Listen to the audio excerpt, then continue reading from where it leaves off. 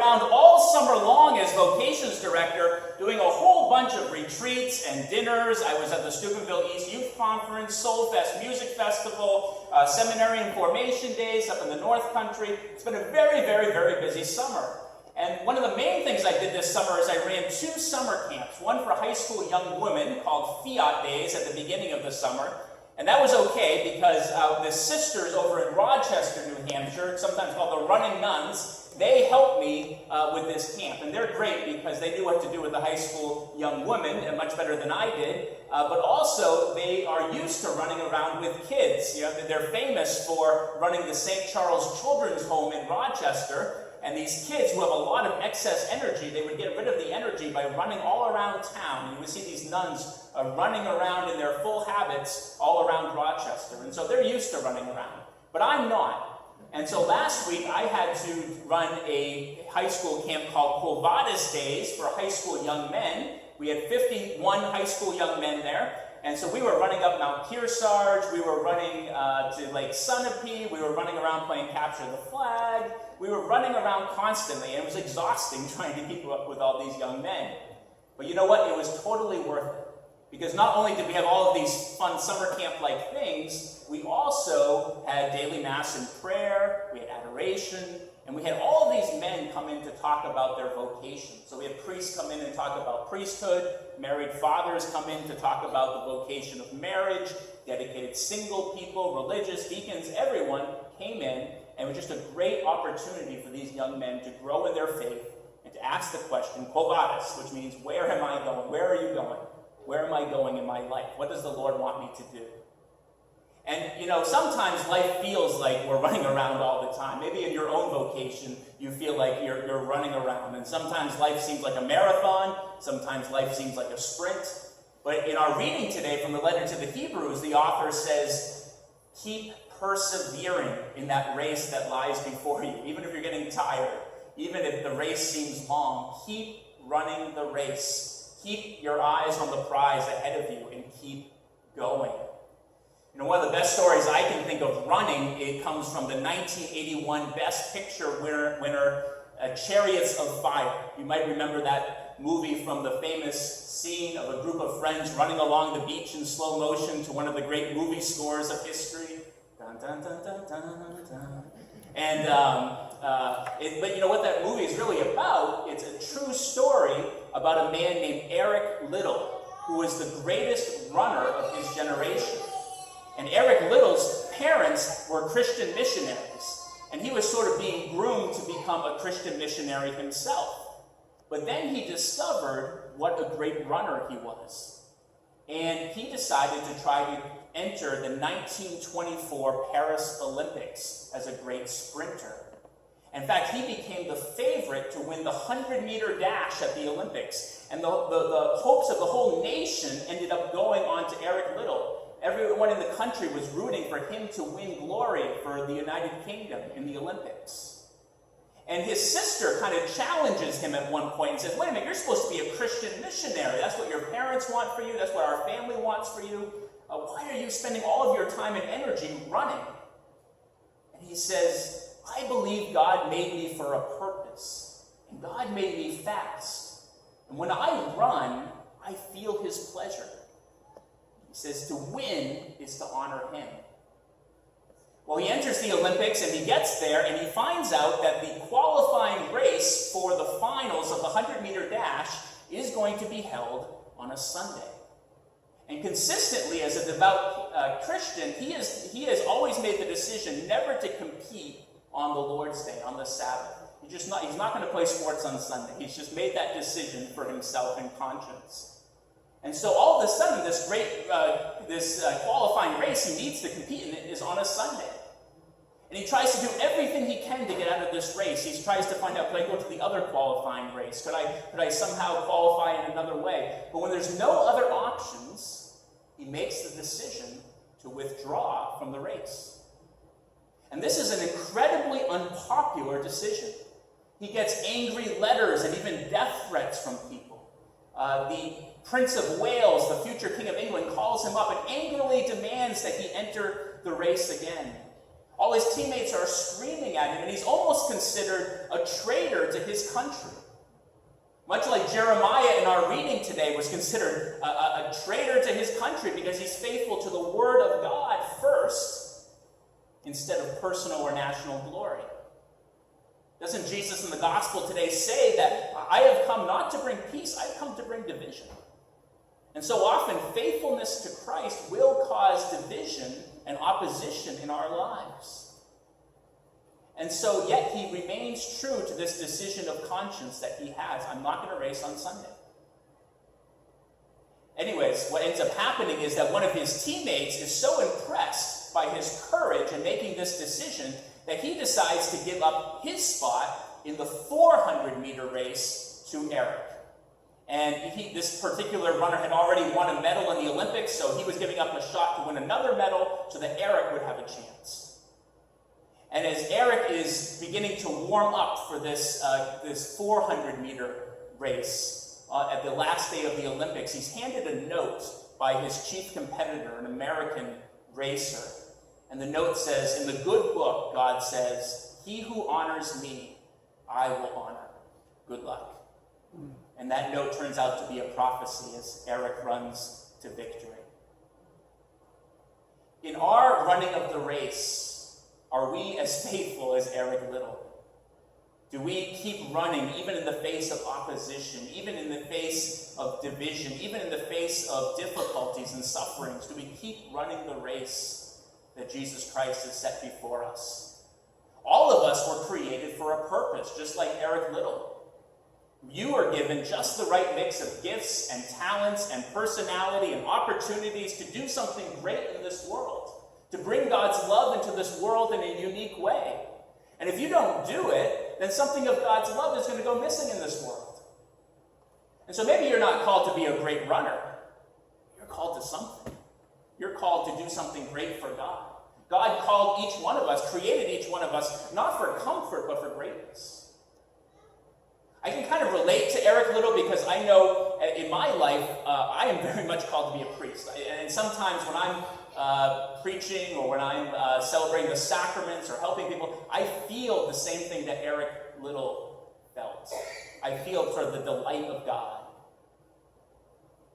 And I know even when I was a young kid growing up, I grew up in the town of Boscawen, not far from here, just north of Concord, and even as a young kid, 6, 7, 8, 9 years old, I would serve Mass on the altar, and I would pray, I would spend time in front of the Blessed Sacrament, and I would always have this sense in the back of my mind, in my heart, that God was calling me to be a priest. And I know that some priests will get a calling much later in life, but for me, I was very young. And that sense of a calling never went away from the back of my mind and my heart, even when I thought about other things, or even when I didn't want to admit it to myself or others. I remember when I was about 17, I finally got up enough courage to tell someone I was thinking about being a priest. And I decided to tell my Italian grandmother who I was very close to. And I said, Grandma, I'm thinking about being a priest. She said to me, Matthew, that's a terrible idea. Why would you ever want to be a priest? You could go get married. You could go be a doctor, be anything you want.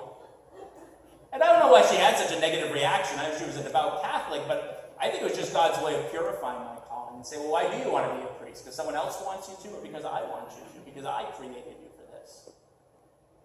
A few months later, my grandmother was dying of lung cancer, and I was able to be present at her deathbed. And the second to last thing she ever said to me about an hour before she died was, Matthew, it's okay with me if you want to be a priest. So that permission was special to me. And the last thing she ever said, she was a good Italian grandmother, and there was a big meal going on in the next room, so she said, go and eat, go and eat.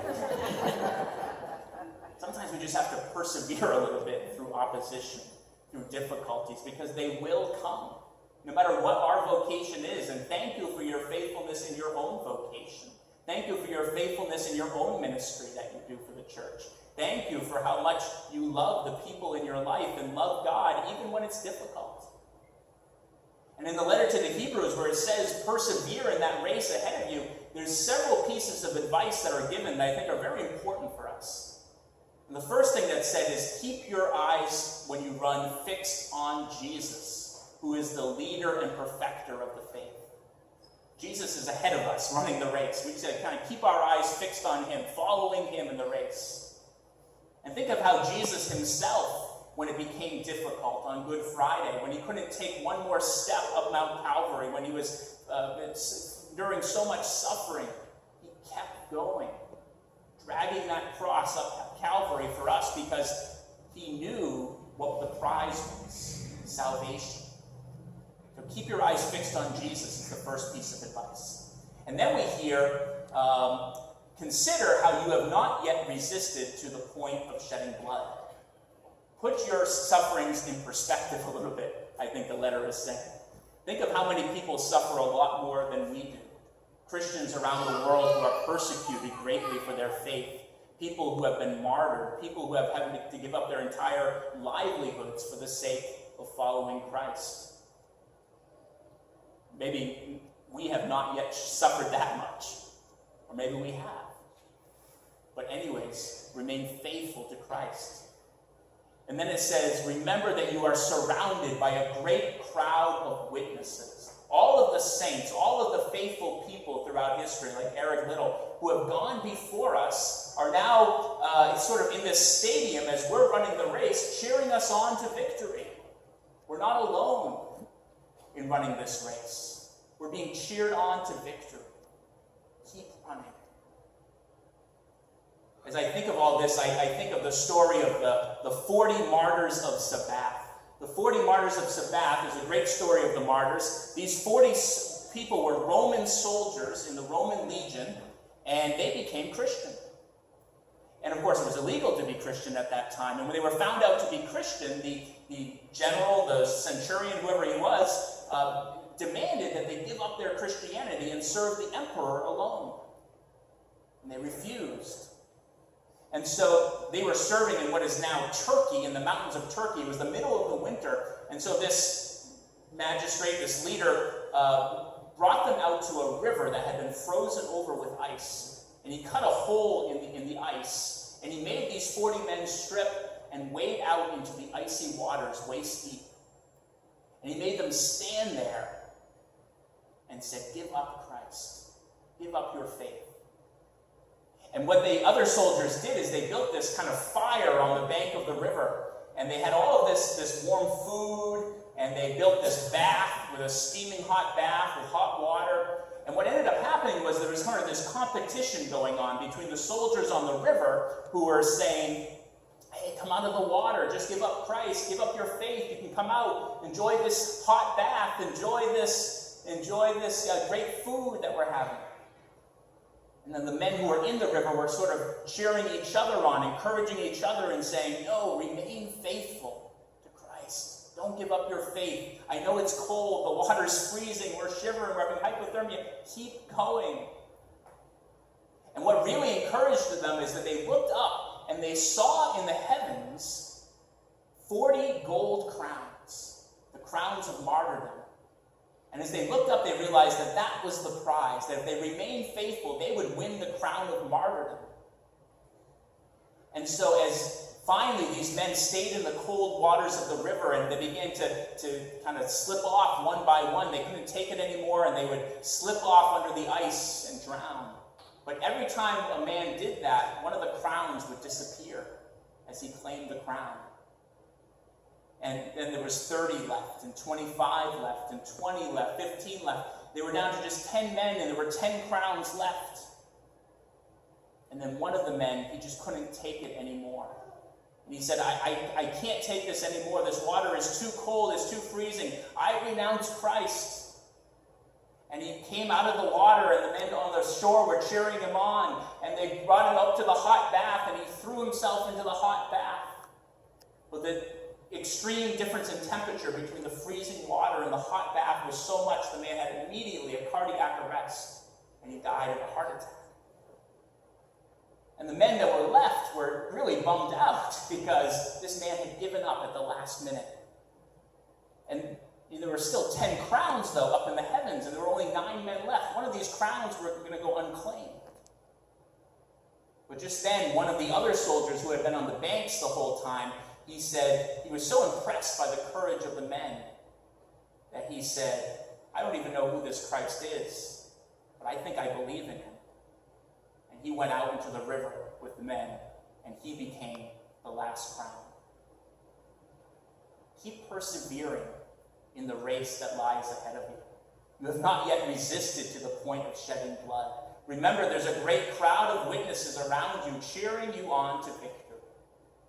Whatever vocation you have, and if you're like a young person like I was growing up and you feel like God is calling you to something more, don't get discouraged by opposition. Don't get discouraged by the difficulties it might seem to entail.